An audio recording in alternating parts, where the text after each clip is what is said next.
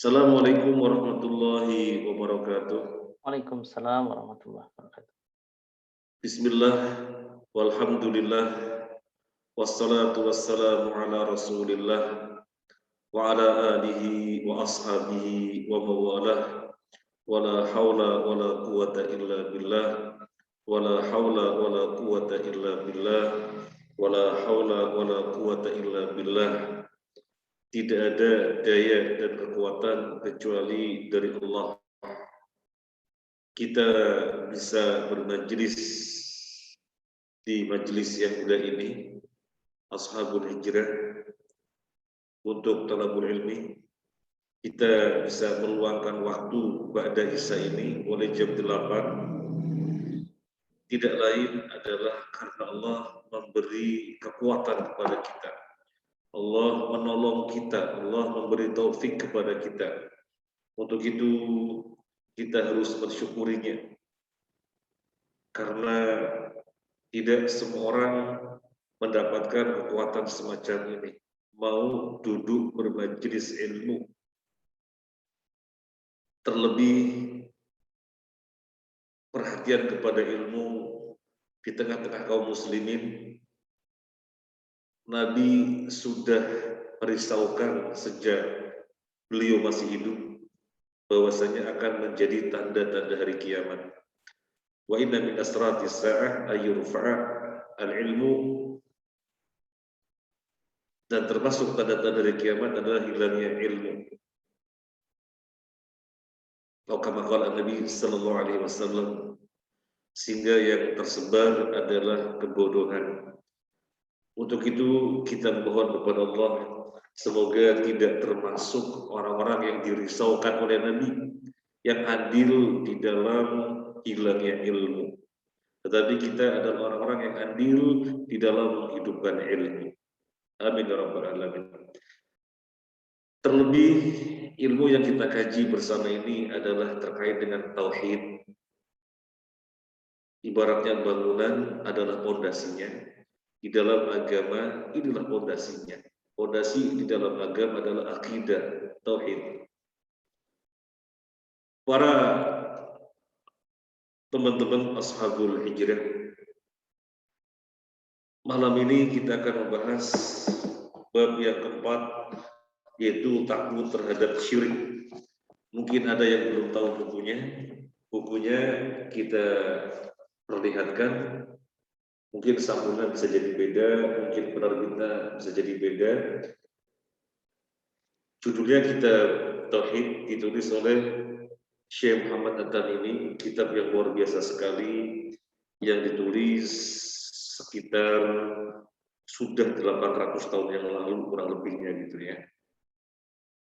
Baik, bab yang keempat, takut terhadap syirik. Kalau kita renungkan keterkaitan dari judul ke judul ke judul,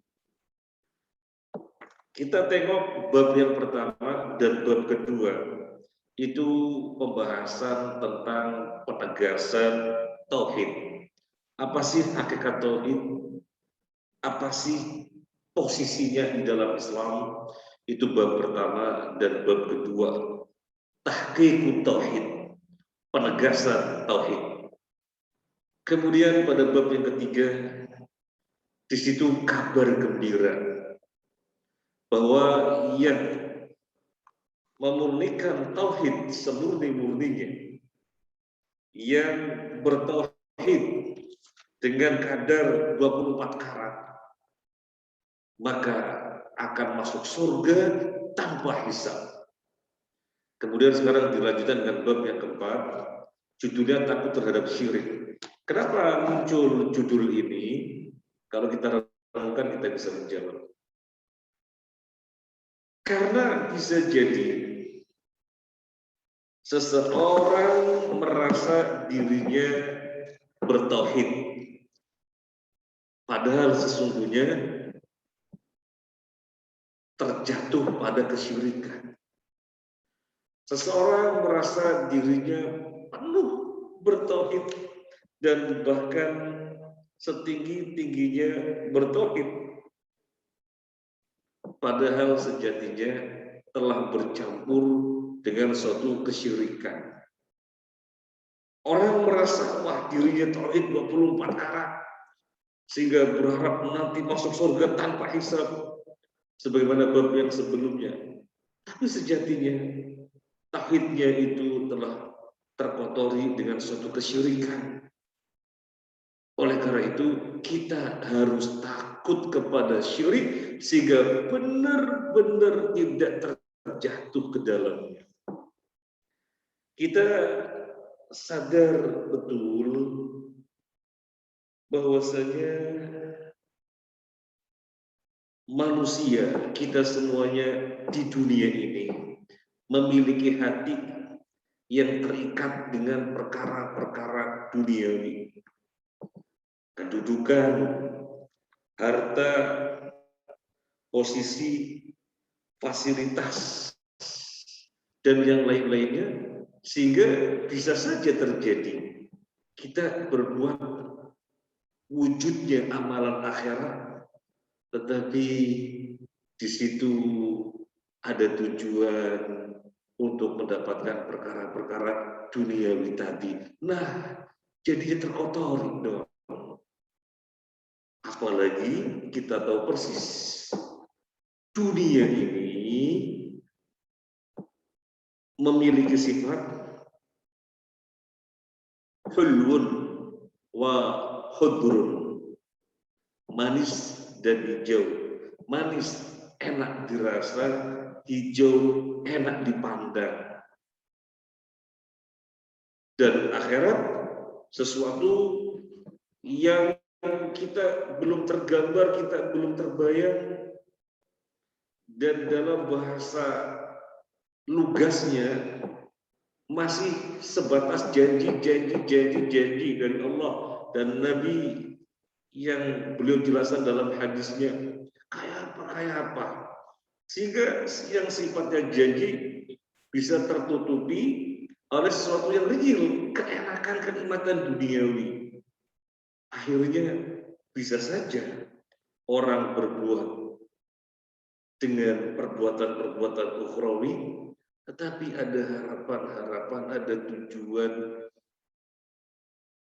untuk duniawi. Jadinya terkotor. Oleh karena itu, takutlah kepada syirik, sehingga kita berhati-hati betul. Dan judul ini, judul yang maknanya sangat tinggi, karena inilah sejatinya mukmin. Mukmin itu senantiasa mengkhawatirkan dirinya. Mukmin bukan orang yang memandang dirinya telah berbuat ini, dirinya orang hebat telah melakukan itu. Dirinya memiliki kualitas peribadahan yang tinggi. Mukmin bukan begitu.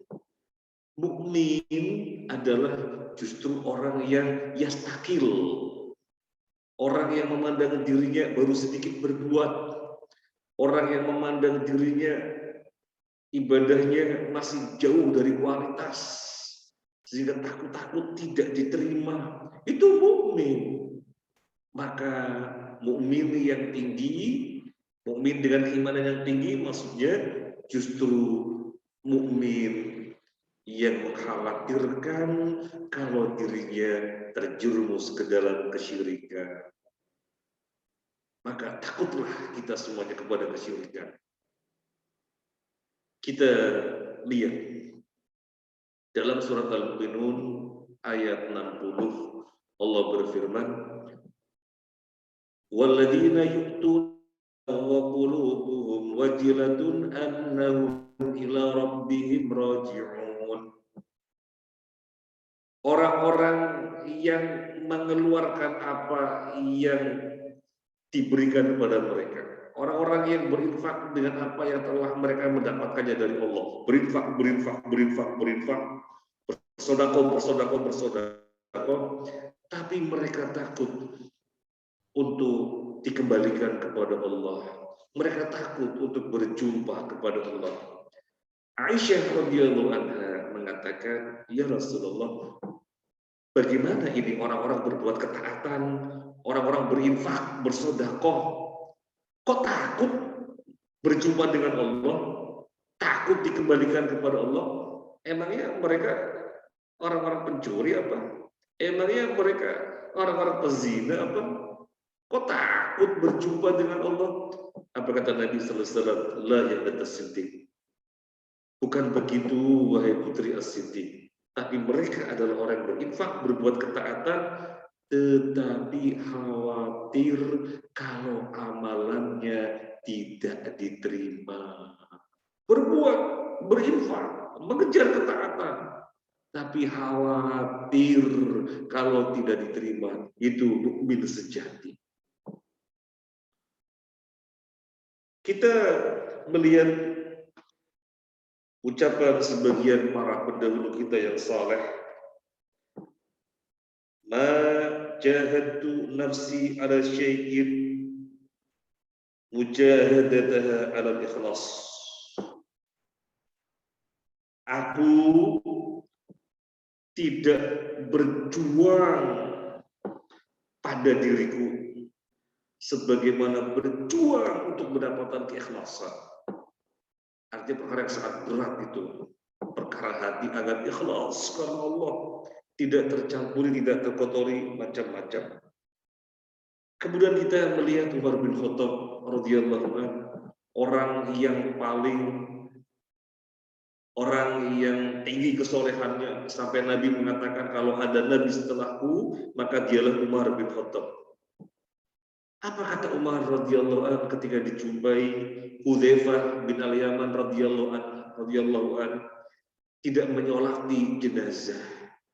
Maka Umar bin Khattab radhiyallahu anhu mengatakan, kamu tidak menyolati dia. Apakah dia munafik? Maka Hudzaifah bin Al-Yaman, pemegang rahasia Nabi Sallallahu Alaihi Wasallam, mengatakan, iya, dia seorang munafik. Maka Umar bin Khattab mengatakan, tolong kasih tahu saya, kamu pemegang rahasia Nabi, kamu mengetahui siapa-siapa saja orang munafik, tolong kasih tahu Umar bin Khattab, apakah pada list yang kamu pegang siapa-siapa saja orang munafik, adakah Umar bin Khattab, ada apa tidak? Padahal seorang Umar yang setan lari dari dirinya, mengkhawatirkan kalau dirinya terdapat sifat nifaq. Inilah mukmin dengan keimanan yang tinggi. Memandang dirinya yastakil, memandang dirinya kecil, memandang dirinya belum banyak berbuat, memandang dirinya masih jauh. Nah, kemudian pernyataan Ibnu Abi Mulaikah. Apa pernyataan Ibnu Abi Mulaikah? Adraktu 30 min ashabin Nabi sallallahu alaihi wasallam kullahum yakhafu an nifaq ala nafsihi. Kata Ibnu Abi Mulaikah, aku menjumpai 30 orang sahabat radhiyallahu ajma'in. Mereka itu mengkhawatirkan pada dirinya berbuat nifaq. Mereka mengkhawatirkan nifaq pada dirinya, padahal mereka para sahabat. Para jamaah ashabul hijrah. Inilah mukmin dengan keimanan yang tinggi. Selalu yastakil, memandang dirinya kecil, memandang dirinya belum banyak berbuat, memandang dirinya masih jauh dari kualitas, memandang dirinya takut kalau amalan tidak diterima. Maka sesuai dengan judul yang kita bahas pada malam hari ini, yaitu takut kepada syirik. Jadi seandainya kita merasa telah berbuat tauhid, nggak ada kesyirikan, khawatirnya masih ada, maka awas, hati-hati. Oleh karena itu, sekali lagi muncullah judul takut kepada syirik. Mari kita mulai pada ayat yang pertama yang dinukil, yaitu surat An-Nisa ayat 48. juga ada di dalam ayat 116. A'udzu billahi minasyaitonir rajim. Innallaha la yaghfiru an yushraka bihi wa yaghfiru ma duna dzalik liman yasha. Sesungguhnya Allah tidak mengampuni dosa syirik, dan Dia Azza wa Jalla mengampuni dosa selain syirik bagi siapa yang dikehendakinya. Ayat ini jelas. Dosa ada dua macam. Dosa syirik dan dosa selain syirik. Kemudian apa kata Allah? Allah tidak mengampuni dosa syirik, tapi selain syirik bisa saja Allah ampuni. Menunjukkan apa? Menunjukkan syirik adalah dosa yang paling tinggi, yang tidak ada yang lebih tinggi. Syirik adalah dosa yang paling besar, yang tidak ada yang lebih besar lagi. Orang berbuat syirik kecil berarti berbuat dosa besar. Orang berbuat dosa besar, orang berbuat syirik besar, apa? Saya ulangi lagi.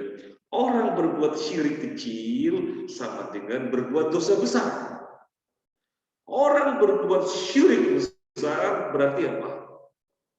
Berarti berbuat dosa besar sekali begitu. Orang berbuat syirik besar terancam batal keislamannya. Berarti mengerikan sekali dosa syirik. Ya, mengerikan sekali dosa syirik. Orang sampai mati pun kalau tidak mentobati syirik, baik syirik besar atau syirik kecil, keduanya sama, masuk dalam kategori syirik, ya, kecil atau besar, tidak Allah ampuni. Sampai mati belum ditaubati, maka Allah tidak akan pernah mengampuninya.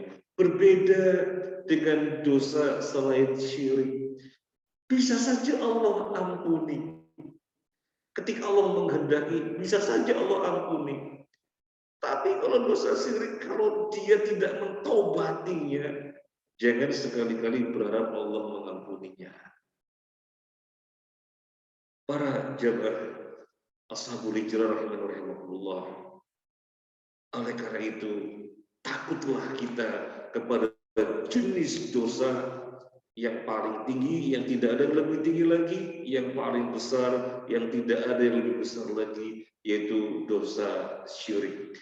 Ketika hadir, tertanam dalam jiwa kita rasa takut untuk sampai terjerumus ke dalam syirik, maka yang terjadi insya Allah tauhid kita menguat, tauhid kita meningkat, semakin tinggi lagi rasa takutnya untuk terjerumus ke dalam kesyirikan, sehingga benar-benar akhirnya berhati-hati di dalam sepak terjang tindak tanduk. Semakin tinggi lagi kadar tauhidnya, kadar akidahnya, sehingga yang disebutkan dalam bab ketiga, orang yang berbuat tauhid semurni-murninya akan masuk surga tanpa hisab, harapannya bisa dicapai. Oleh karena itu, takutlah kita semua kepada kesyirikan. Para jamaah rahimanullah. Sekarang kita melanjutkan ayat yang berikutnya, surat Ibrahim ayat 35. Surat Ibrahim ayat 35. Wajnubni wa baniya an na'budal asnam. Wajnubni, dan jauhkanlah aku, wa baniya, dan anak cucuku, an na'budal asnam, dari menyembah berhala, ini doanya siapa? Ini doanya Nabi Ibrahim alaihissalam. Kita bahas pelan-pelan. Wajnubni, wajnubni, hindarkanlah aku. Jadi begini. Ini berhala Nabi Ibrahim berdoa, jauhkanlah aku atau hindarkanlah aku. Berhala di satu sisi, aku di satu sisi. Jadi tidak pernah bertemu. Ini yang dimaksud. Mungkin biar lebih jelas. Makna daripada wajnubni. Kalau yang belajar bahasa Arab tahu janibah. Janibah itu samping. Janibah itu samping. Ya. Nah, wajnubni. Nabi Ibrahim berdoa berhalanya di sini. Maka Nabi Ibrahim berdoa agar dirinya dan keturunannya di sini. Bukan di dalam satu garis. Kalau berdoa cegahlah aku dari menyembah berhala. Cegahlah aku dari menyembah berhala, artinya satu garis. Artinya satu garis tetapi dicegah. Jangan sampai kemudian menempel. Tapi cegahlah. Ini kalau doanya inna'ni, cegahlah aku. Nabi Ibrahim tidak berdoa dengan inna'ni, cegahlah aku. Tidak, tapi Nabi Ibrahim berdoa wajnubni, jauhkanlah aku. Artinya berhala di satu sisi, Nabi Ibrahim di sisi yang lain. Ini berhala di satu sisi, Nabi Ibrahim di sisi yang lainnya. Jadi nggak pernah bertemu. Artinya permohonan yang sangat tinggi untuk sedikit pun tidak bersinggungan dengan berhala. Jadi maknanya lebih tinggi, wajnubni, lebih tinggi daripada inna'ni, cegahlah aku. Lebih tinggi. Artinya permohonan yang mendalam untuk sekali-kali tidak bersinggungan dengan berhala. Kemudian Nabi Ibrahim tidak berdoa untuk dirinya saja, tetapi juga untuk keturunannya. Jauhkanlah aku dan keturunanku. Bukan untuk dirinya saja, tetapi dirinya dan keturunannya, agar dihindarkan dari asnam, berhala. Apa itu asnam? Asnam yang diterjemahkan dengan berhala, jamak dari sonam. Sonam itu artinya patung, patung yang disembah.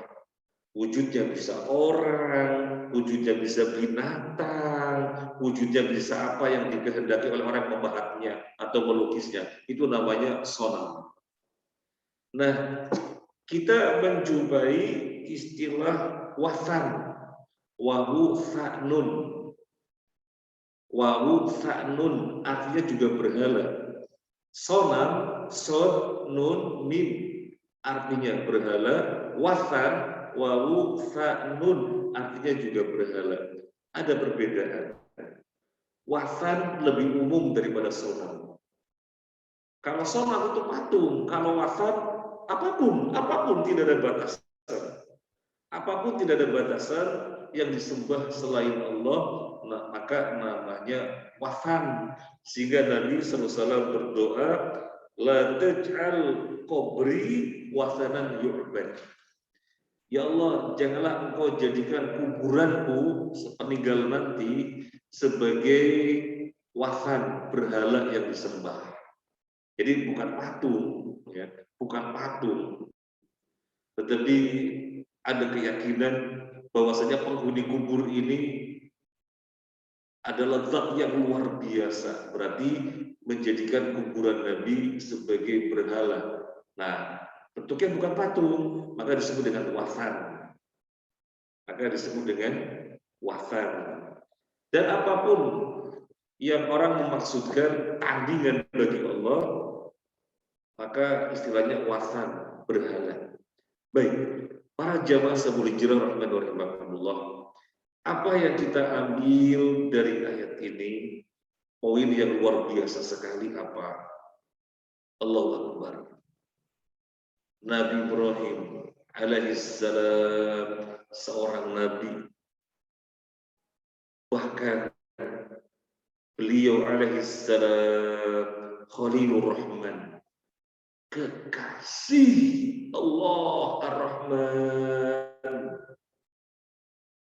Selain Nabi Sallallahu Alaihi Wasallam, Khalilur Rahman adalah Nabi Ibrahim, kekasih Allah. Jadi maknanya lebih daripada Habib. Habib kekasih, Khalil di atasnya Habib. Dan dari kalangan Nabi, Khalilur Rahman adalah Nabi Sallallahu Alaihi Wasallam dan Nabi Ibrahim. Meskipun demikian, beliau mengkhawatirkan kalau dirinya sampai bersinggungan dengan berhala, maka doanya wajibni, bukan imna'ni. Kalau imna'ni cegahlah aku.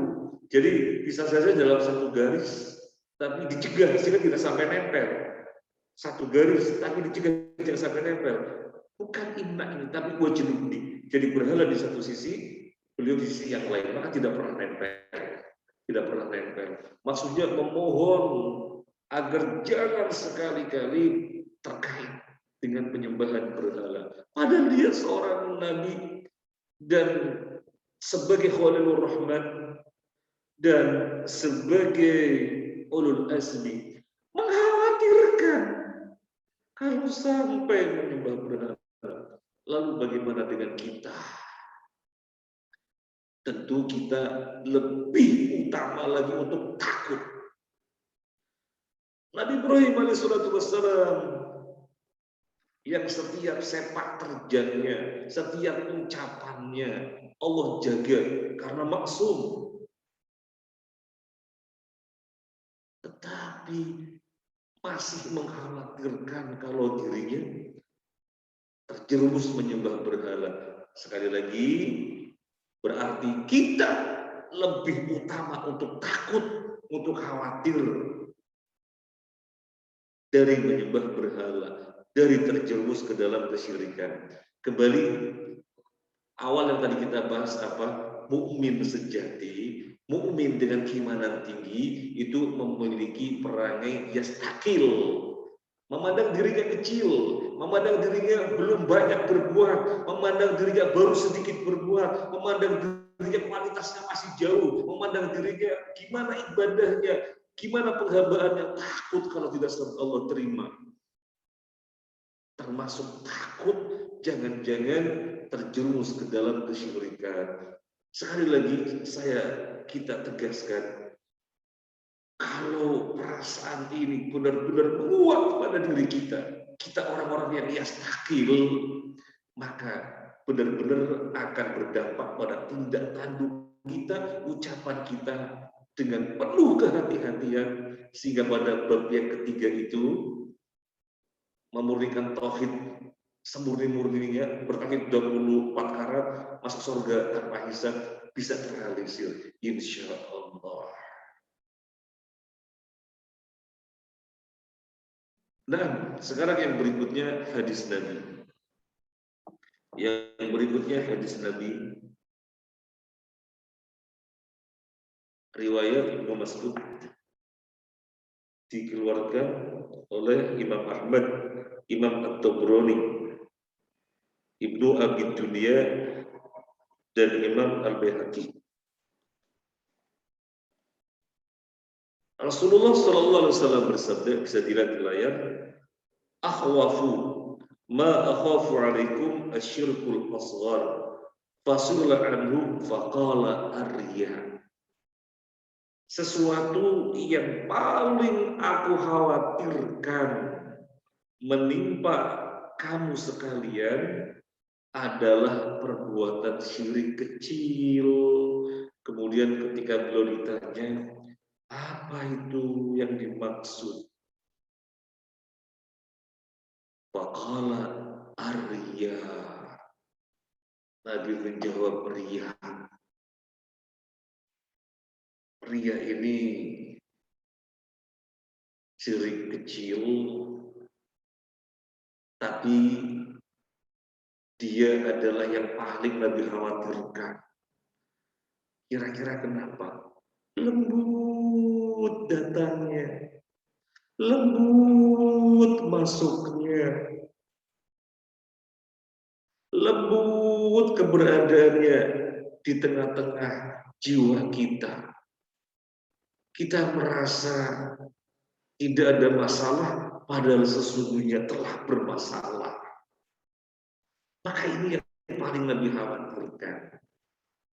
Ria itu sebenarnya berasal dari kata ro'a, ru'yatan, riyaan, melihat. Artinya apa? Berbuat amalan tendensinya pengen dilihat oleh orang.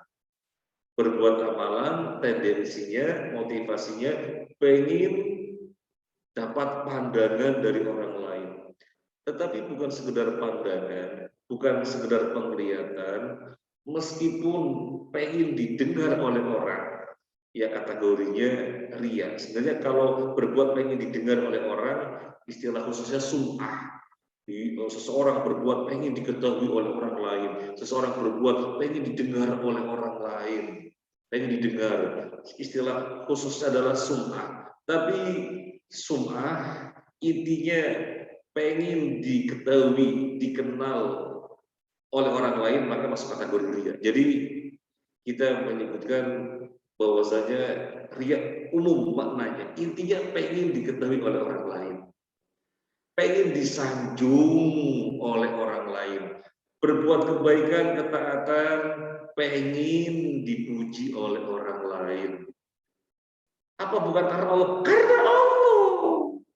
Karena Allah. Cuma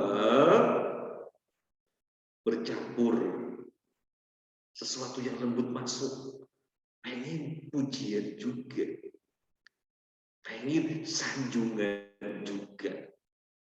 Maka kategori syirik kecil, karena sesungguhnya dia berbuat untuk Allah, dia berbuat karena Allah, tapi sesuatu yang lembut masuk, pengen sanjungan dari orang lain, pandangan dari orang lain. Para jamaah rahmani wa rahimakumullah,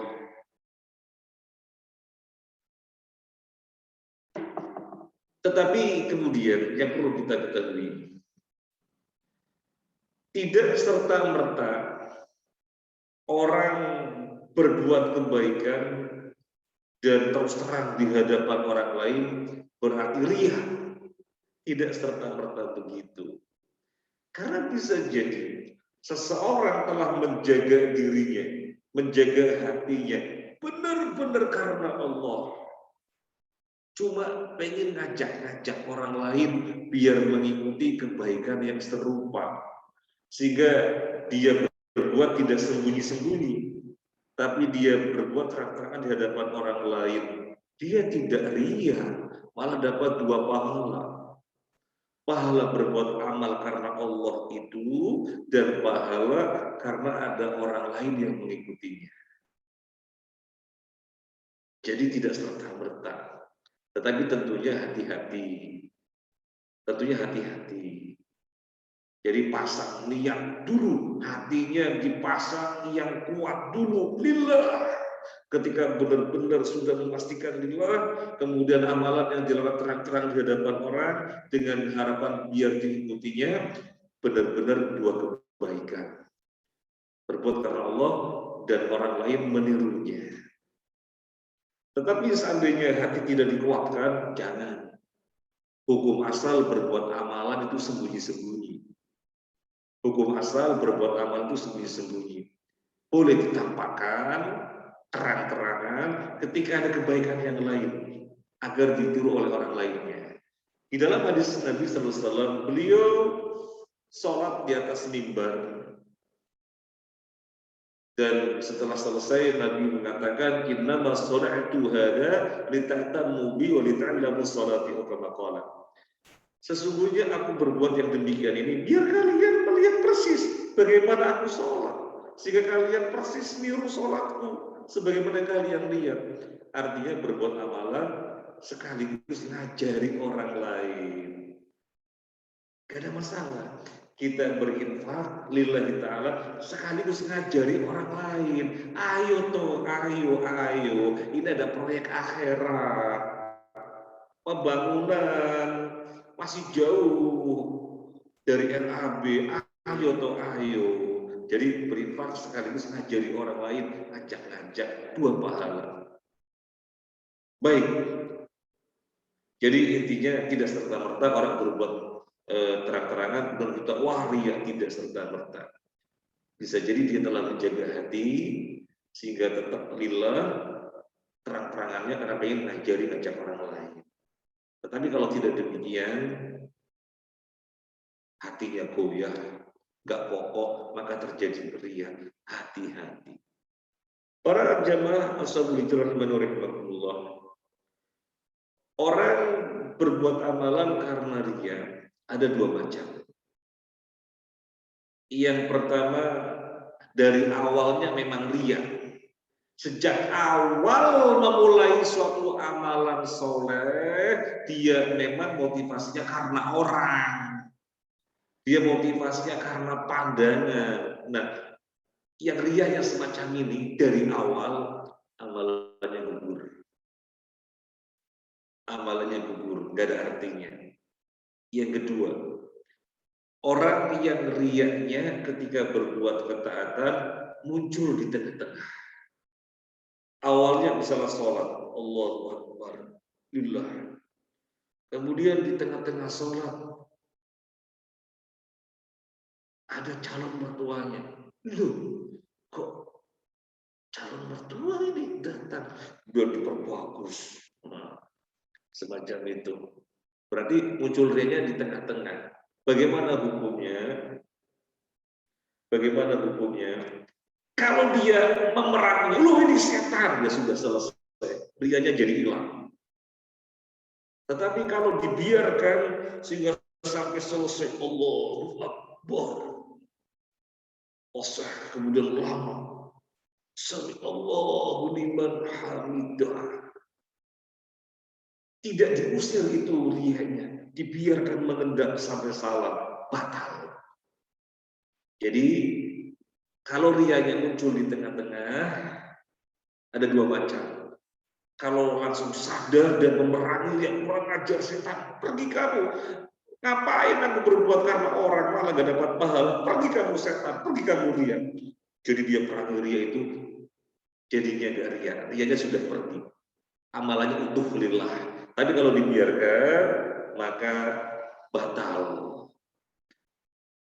Pertanyaan yang berikutnya. Amalan yang batal tadi karena riya, apakah keseluruhannya batal atau ada sebagiannya yang sah? Apakah seluruhnya batal atau ada sebagiannya yang sah? Maka dirinci. Kalau amalannya itu keterkaitan awalnya sampai akhirnya keterkaitan, tidak terpisah, maka batal. Contohnya sholat. Allahu Akbar, rakaat pertama sampai rakaat ketiga, lillah, benar-benar lillah. Kemudian datang calon mertua, lagi rakaat keempat, wah calon mertua. Nah, sampai selesai dia berbuat riya, kan berbuat riya di rakaat keempat. Berbuat riyanya di rakaat keempat. Rakaat 1 sampai 3 kan tidak riya. Apakah rakaat 1 sampai 3 sah? Sementara rakaat keempatnya yang tidak sah, batal pahalanya. Jawabannya batal semuanya. Kenapa? Karena sholat itu antara rakaat pertama sampai terakhir keterkaitan. Keterkaitan. Tidak bisa orang hanya sholat rakaat yang 1, 2, 3 tanpa 4, nggak bisa. Atau sholat rakaat 4 saja 1, 2, 3-nya nggak usah, ya nggak bisa. Jadi saling keterkaitan. Maka batal amalannya. Tapi kalau suatu amalan bentuk ketaatan tidak keterkaitan awal dan akhirnya, maka yang ada riyanya itu yang batal, yang tidak ada riyanya sah. Contoh, bentuk ketaatan yang berupa sedekah. Saya punya uang 100.000. Ini ada 50-an dua ini. Warnanya hijau atau biru itu ya. Biru mungkin ya. Kadang-kadang nggak bisa bedakan hijau atau biru gitu ya. Nah, satunya 50.000, satunya 50.000. Nah, 50.000 yang pertama ikhlas lillah. Kemudian tinggal separuh lagi 50.000. Belum dia keluarkan. Kemudian begitu dia melek, pas banget. Ada calon istri gini, ya ada calon istri. Akhirnya dikeluarkan. Calon istrinya lihat. Dia dapat sanjungan, oh ternyata calon suaminya dermawan. Nah, gimana? Apakah sodako 100.000 itu batal semuanya? Atau ada yang batal, ada yang sah? Jawabannya ada yang batal, ada yang sah. Yang 50.000 yang pertama sah karena ikhlas. Adapun 50.000 yang kedua tidak sah karena ria. Lu kok gak batal semuanya? Tadi yang sholat kan rianya di rakaat keempat. Kok batal semuanya? Soalnya sholat keterkaitan. Amalan yang keterkaitan awal dengan akhirnya. Adapun sedekah ini dia bagi dua 50 tidak keterkaitan. Sehingga yang pertama sah, dia ikhlas. Yang kedua ria karena ingin dapat sanjungan calon istri. Ah, demikian. Kemudian para jamaah rahimani wa rahimakumullah,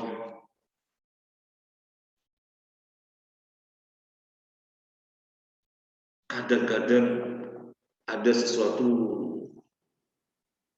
yang menghampiri kita dan sifatnya lembut juga sebagaimana ria. Ini penting sekali untuk kita sama-sama mengingatkan.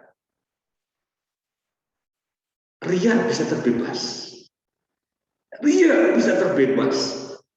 Tetapi karena kita hatinya tidak dikontrol sepenuhnya, lepas dari ria, masuk ke dalam perangkap yang lainnya. Hati-hati. Hati-hati. Contohnya apa? Tak kasih contoh. Seseorang dia mulai tahajud. Dia mulai tahajud. Rakaat pertama salam. 2 rakaat berikutnya selesai salam. 2 rakaat salam, 2 rakaat salam, 2 rakaat salam. Sampai banyak rakaat ditutup dengan witir. Ikhlas karena Allah sampai selesai. Ikhlas karena Allah. Sampai selesai gak ada ria sama sekali. Tapi dia tidak menjaga hati di akhir ketaatan itu. Setan nyolong hatinya. Ketika dia selesai sholat, nengok kanan, nengok kiri, kemudian dia berbicara pada dirinya, kok nggak ada yang bangun ya? Saya kok yang bangun. Berarti yang sholat malam tahajud cuma saya tok. Dicolong setan. Memang tidak ada ria, selamat dari ria. Tapi perangkap setan yang namanya ujub telah berhasil menjeratnya. Datangnya halus.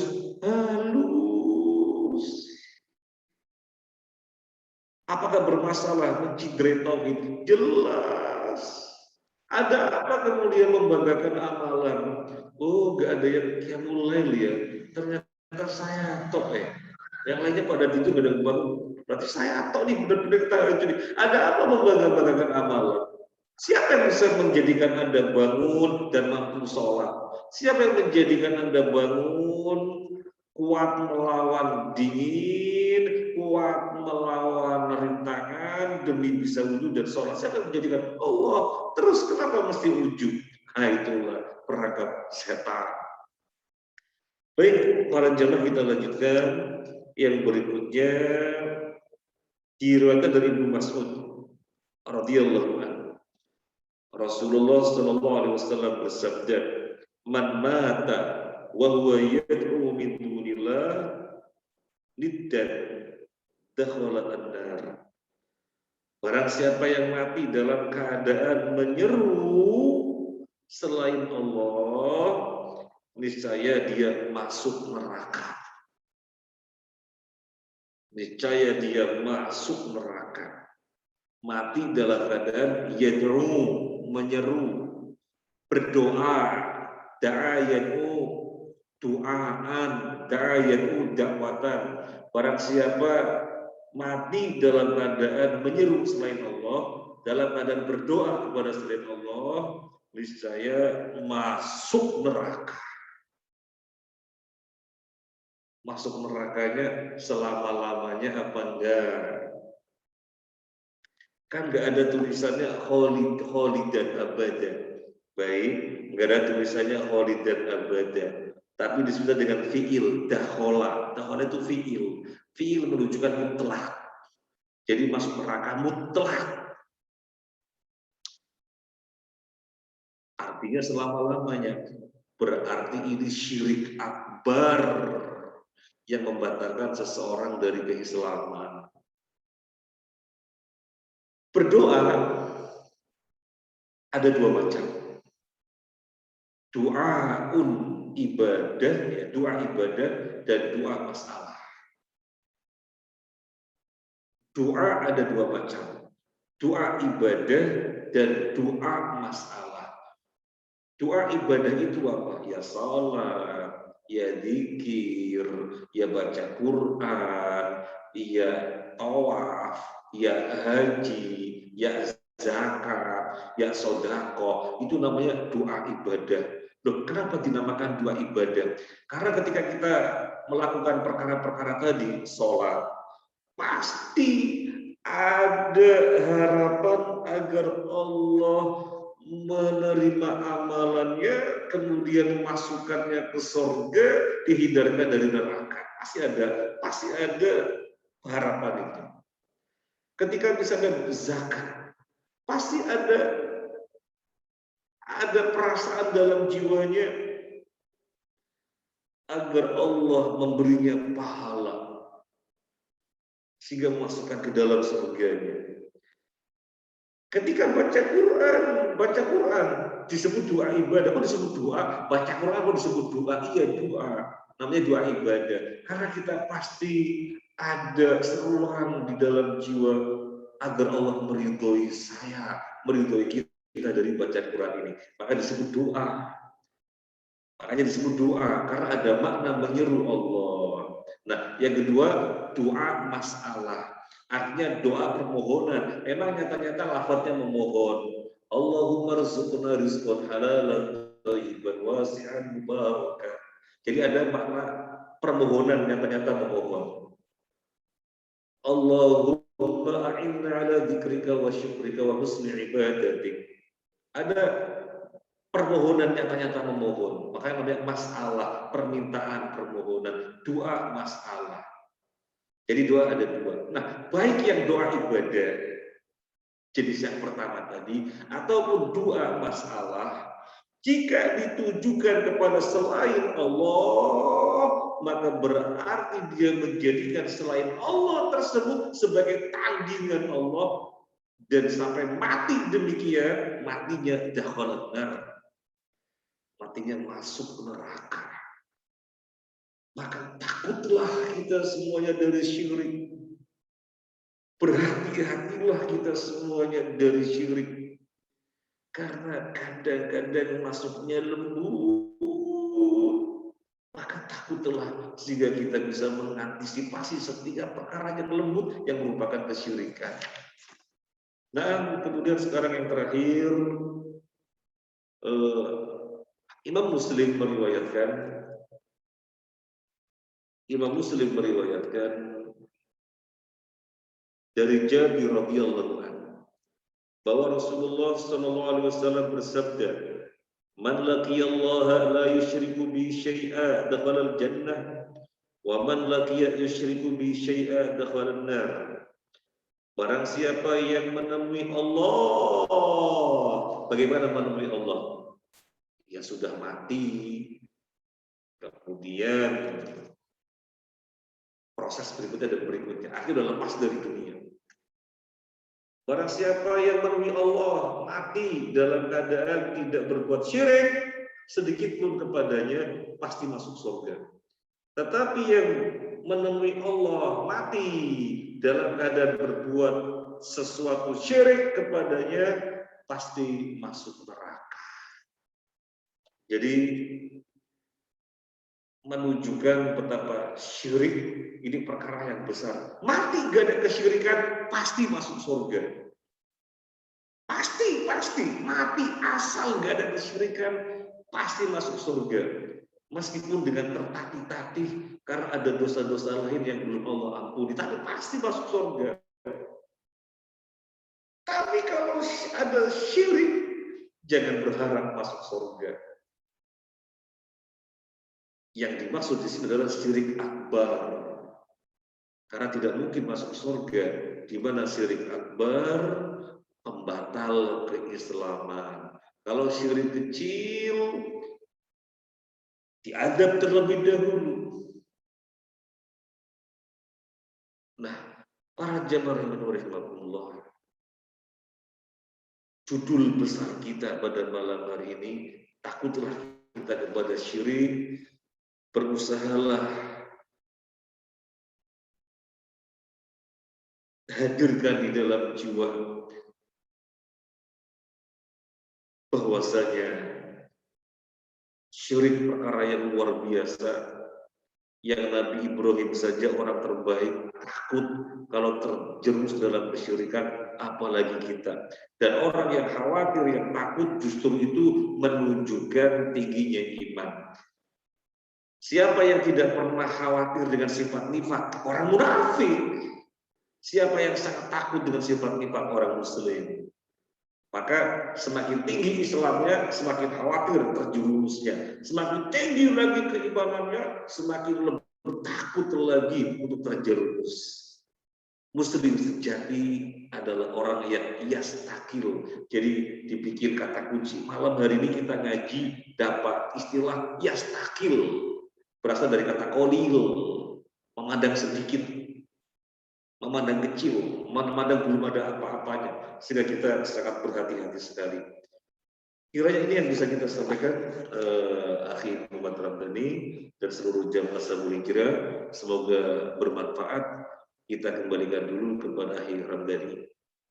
Barangkali ada yang mau kita sharing, monggo. Atau barangkali ada yang mau menambahkan atau mengoreksi, barangkali ada yang keliru, dipersilakan dan dengan senang hati. Baik, alhamdulillah. Jazakallahu khairan Ustaz atas curahan ilmunya. Amin amin ya. Ada beberapa pertanyaan Ustaz, mohon berkenan untuk bisa menjawab dari pertanyaan saudara-saudara kita Ustaz. Kalau bisa saya jawab, kalau enggak untuk PR, insya Allah. Baik, ini dari salah satu akhwat. Assalamualaikum warahmatullahi wabarakatuh, Pak Ustaz. Waalaikumsalam warahmatullahi wabarakatuh. Yang dimaksud syiriknya itu syirik bagaimana Ustaz? Mohon dicontohkan dan didefinisikan sehingga Allah ini sampai tidak mengampuninya Ustaz. Gitu. Ada pertanyaan dari salah satu akhwat Ustaz. Baik. Kita mengenal istilah dolim. Ya. Kita mengenal istilah dolim. Dolim kepada diri sendiri. Contohnya bagaimana? Ini tubuh butuh makan, tapi kita nggak kasih makan, sehingga kelaparan, kelenjengan, pingsan dan seterusnya. Kita dolim kepada diri kita.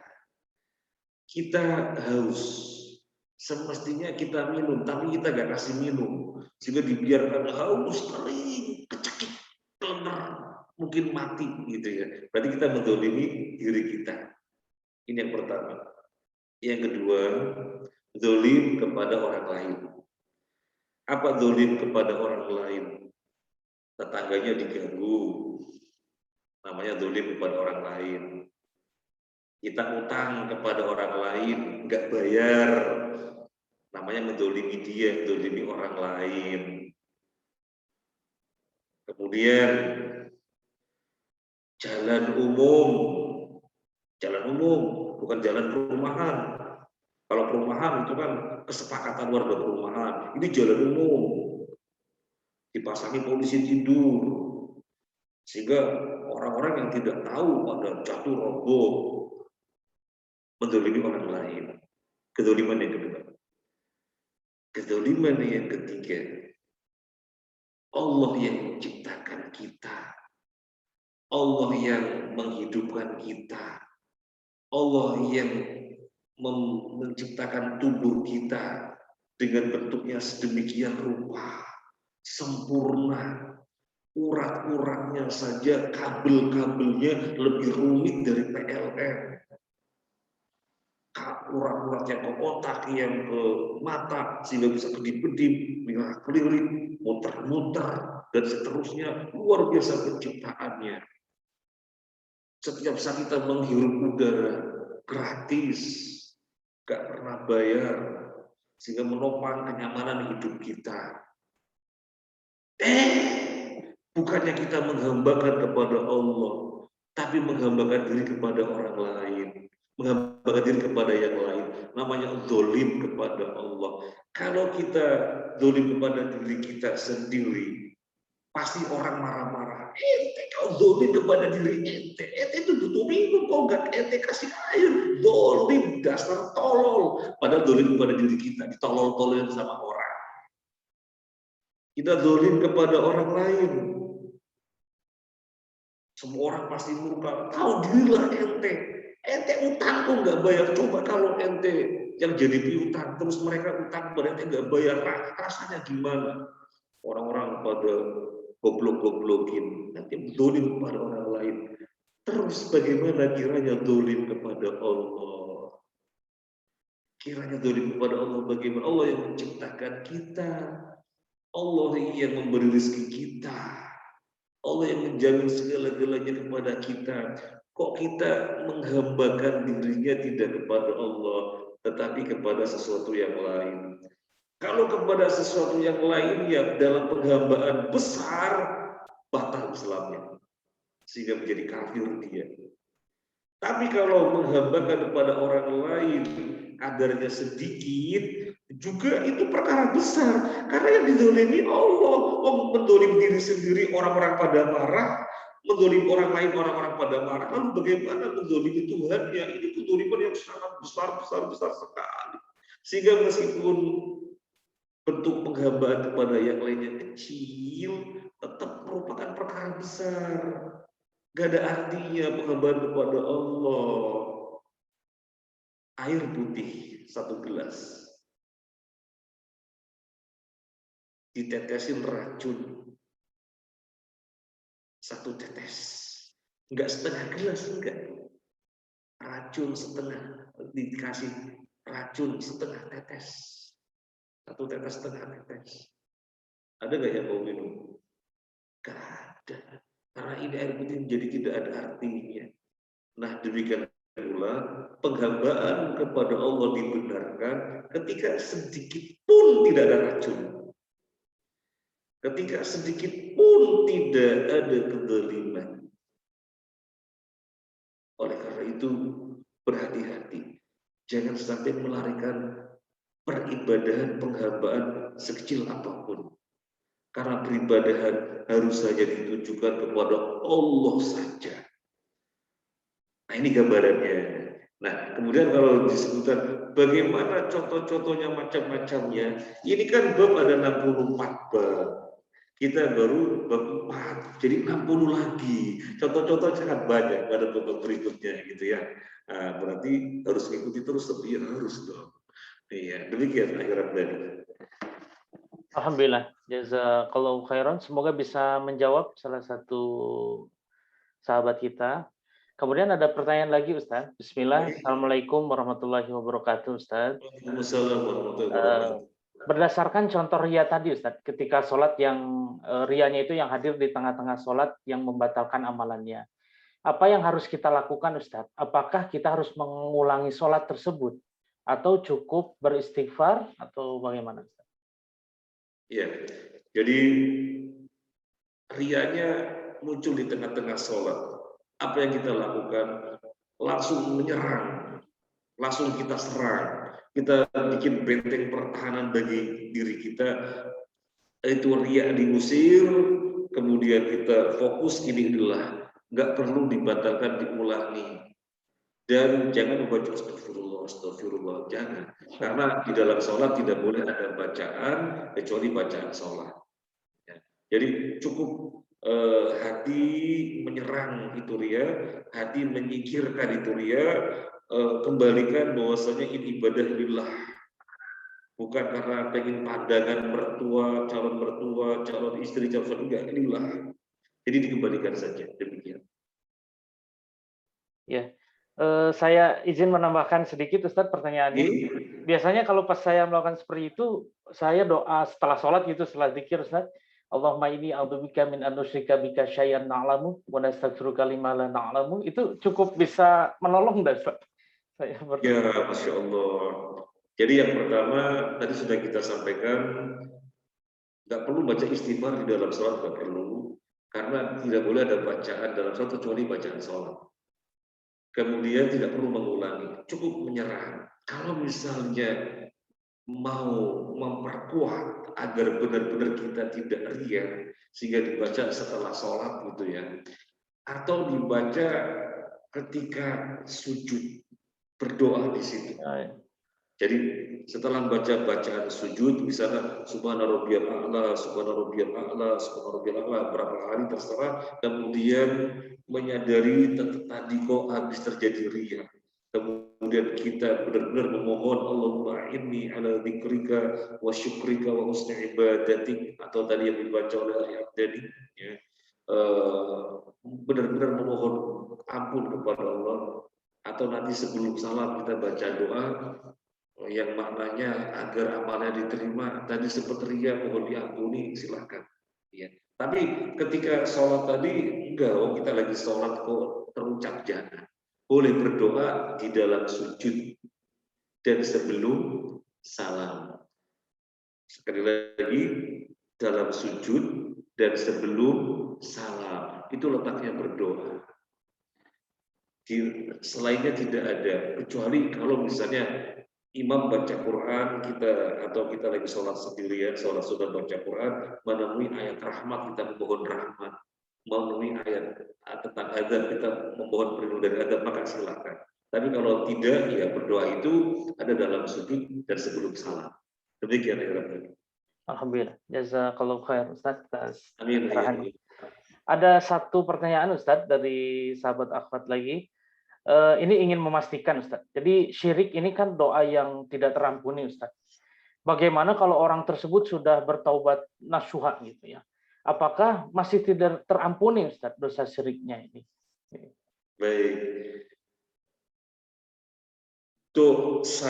Dosa syirik itu dosa yang tidak mungkin Allah ampuni, tidak mungkin hingga pelakunya itu sendiri mentaubati. Tapi kalau pelakunya tidak mentaubati, jangan pernah berharap Allah ampuni. Itu yang dimaksud. Jadi bukan tidak diampuni sama sekali meskipun telah bertobat nasuha, bukan. Karena dosa apapun pasti Allah ampuni. Tetapi yang namanya syirik harus dari pelakunya yang memulai atau yang melakukan permohonan ampun. Tapi kalau selain syirik, bisa saja dia belum memohon ampun, Allah sudah ampuni, bisa saja. Misalnya dosa mata, Allah menghendaki dosanya berguguran bersama dengan wudhu. Misalnya dosa apa? Allah menghendaki dosanya digugurkan karena kita berbuat amalan-amalan. Itu bisa terjadi. Tapi yang namanya dosa syirik jangan pernah Allah ampuni kecuali pelakunya itu sendiri yang mentaubatinya dengan taubat nasuha. Jadi kalau sudah taubat nasuha, Allah terima. Baik, alhamdulillah. Jazakallahu khairan. Sudah selesai. Saya sedikit Ustadz agak khawatir di diri tadi ketika membaca ada ayat yang Ustadz bacakan. Wajnubni wa baniya an na'budal asnam. Selanjutnya Rabbi innahunna adlalna katsiran minan nas. Itu subhanallah Ustaz, saya takut di sana. Jadi berhala-berhala ini kan yang banyak menyesatkan manusia begitu Ustaz ya. Bagaimana tipsnya supaya kita semua bisa terhindar Ustaz dari gangguan-gangguan berhala seperti itu Ustaz? Ya. Yang pertama memang ikhtiar kita dengan kita memperkuat bahwasanya muslim sejati adalah yastaqil, itu diperkuat. Muslim sejati adalah yang yastaqil, memandang dirinya baru kecil, memandang dirinya kecil, memandang dirinya baru sedikit berbuat, memandang dirinya tidak ada apa-apanya. Akhirnya dia akan berhati-hati sekali jalan hidup. Apalagi perkara yang namanya kesyirikan, lebih hati-hati lagi. Karena ini kaitannya dengan Allah. Kalau sudah hati-hati dari perkara kesyirikan, karena terkait dengan Allah, maka sudah dengan sendirinya berhati-hati juga dari yang lainnya. Yang terkait dengan muamalah manusia, berhati-hati juga. Nah, ini yang pertama. Ini yang pertama. Kuatkan bahwasanya muslim sejati adalah muslim yang yastaqil. Yang kedua, kita bisa berdoa yang maknanya agar dijaga oleh Allah dan jangan dibiarkan tanpa penjagaan meskipun sekejap mata. Misalnya bisa kita baca sering, ya hayyu ya qayyum bi rahmatika nastaghitsu aslih lana sya'nana kullah wa la takilna ila anfusina tarfata ain. Ya hayyu ya qayyum, wa zat yang hidup dan yang senantiasa mengurus makhluknya. Dengan rahmat-Mu kami meminta pertolongan. Perbaikilah diri kami setiap saat. Jangan engkau biarkan diri kami tanpa bimbingan-Mu meskipun sekejap mata. Jadi sedikit pun jangan dibiarkan. Itu kita baca dengan harapan setiap saat dibimbing oleh Allah, jangan terjerumus. Ya. Nabi Ibrahim meminta agar jangan sekali-kali bersinggungan dengan syirik, apalagi kita akan begitu. Kesadaran ini insya Allah akan menjadikan kita lebih berhati-hati. Barangkali begitu akhirat jadi. Baik, alhamdulillah jazakallahu khairan Ustaz atas Ya, pencerahannya. Baik, selesai Ustaz, tidak ada pertanyaan lagi dari saudara-saudara kita. Mungkin bisa kita tutup majelis ini. Tafadhol Ustaz, ditutup dengan doa oleh Ustaz. Baik, para jamaah Ashabul Hijrah, kajian akidah adalah kajian sangat penting sekali. Ini kitab ditulis sekitar 800 tahun yang lalu, yang penulisnya mendakwakan tauhid sedemikian rupa di saat Jazirah Arab di saat penuh dengan kesyirikan. Dengan taufik pertolongan dari Allah, akhirnya penulis buku ini bisa bergandengan dengan Amir ketika itu, yang akhirnya mendirikan negara namanya negara Saudi, yang merupakan negara terdepan yang menegakkan syiar Islam. Jadi di buku jangan sampai kita tidak memilikinya, buku jangan sampai kita tidak mempelajarinya. Saya teringat tadi dengan pertanyaan seorang akhwat kalau nggak salah ya, contoh-contoh syirik sangat banyak sekali dan ini baru bab 4. Semoga Allah berikan kita taufik sehingga senantiasa mengikuti sampai bab 64. Jadi nanti akan banyak kita diingatkan betapa pembahasan akidah ini adalah pembahasan yang sangat fundamental sekali, sangat mendasar sekali sebagai fondasi di dalam kita beragama, sehingga benar-benar kita mentauhidkan Allah, menghambakan diri kepada Allah, di mana itu merupakan tujuan kita diciptakan. Ini saja penutup dari kami. Semoga bermanfaat. Mohon maaf atas hal yang kurang berkenan. Subhanakallahumma wa bihamdika asyhadu an la ilaha illa anta astaghfiruka wa atubu ilaik. Wassalamualaikum warahmatullahi wabarakatuh. Waalaikumsalam warahmatullahi wabarakatuh. Alhamdulillah telah ditutup oleh Ustadz. Semoga Allah pertemukan kembali di bulan depan Ustadz. Insyaallah, insyaallah. Insyaallah kita masuk bab 5, dakwah kepada la ilaha illallah Ustadz ya judulnya insyaallah. Ya, baik, terima kasih Bapak Ibu, sahabat-sahabat Majelis Taklim Ashabul Hijrah, tetap istiqomah kita thalabul ilmi bersama guru kita yang membimbing kita masalah tauhid ini. Terima kasih. Mohon maaf atas segala kekurangan. Wabillahi taufiq wal hidayah. Assalamualaikum warahmatullahi wabarakatuh. Waalaikumsalam warahmatullahi wabarakatuh. Baik, terima kasih Ustaz. Jazakallahu khair. Amin, amin, wa iyyakum. Baik, mohon izin menutup forum Zoom-nya Bapak Ibu.